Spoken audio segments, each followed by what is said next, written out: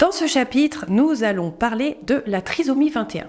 Nous verrons donc précisément ce qu'est ce handicap, à quoi il est dû et les conséquences. Il est important que vous ayez ces connaissances pour comprendre l'accompagnement qui est mis en place pour ces personnes et pour adapter vous aussi votre accompagnement professionnel. Alors, comment définir la trisomie 21 ? La trisomie 21 est également connue sous le nom de syndrome de Down. C'est une anomalie chromosomique, c'est-à-dire que vous allez retrouver un troisième chromosome sur la paire numéro 21.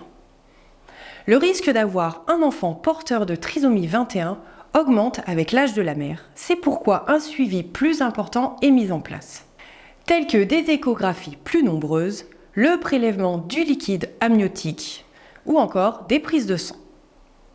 Les conséquences de ce handicap. Tout d'abord, on retrouve des caractéristiques qui sont physiques. Ils ont en effet des traits distinctifs, comme par exemple le visage aplati, des yeux en amande inclinés vers le bas. Ils sont également de petite taille et ont des mains larges avec de petits doigts. Il y a aussi des caractéristiques intellectuelles. Les personnes porteuses de trisomie 21 ont souvent des retards dans le développement intellectuel. De ce fait, les acquisitions vont se faire par paliers et donc plus lentement qu'une personne lambda. Par exemple, un enfant va acquérir la marche ou encore le langage plus tardivement.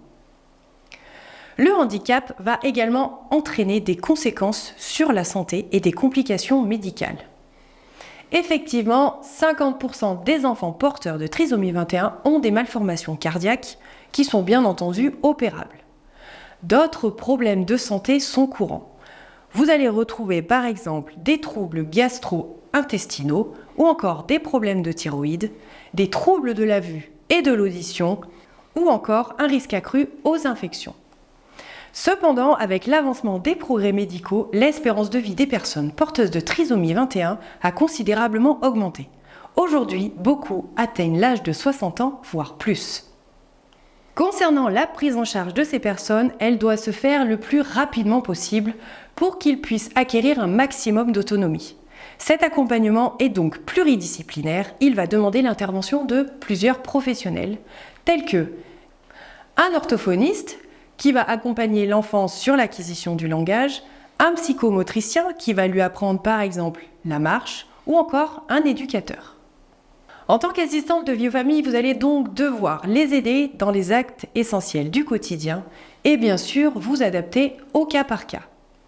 Vous allez donc devoir respecter son autonomie, vous adapter à ses capacités, lui instaurer des repères stables et bien sûr être vigilant aux infections et donc mettre en place un suivi médical régulier. Ce chapitre termine ce cours, merci de nous avoir suivis. N'hésitez pas à nous faire un retour dans les commentaires ci-dessous.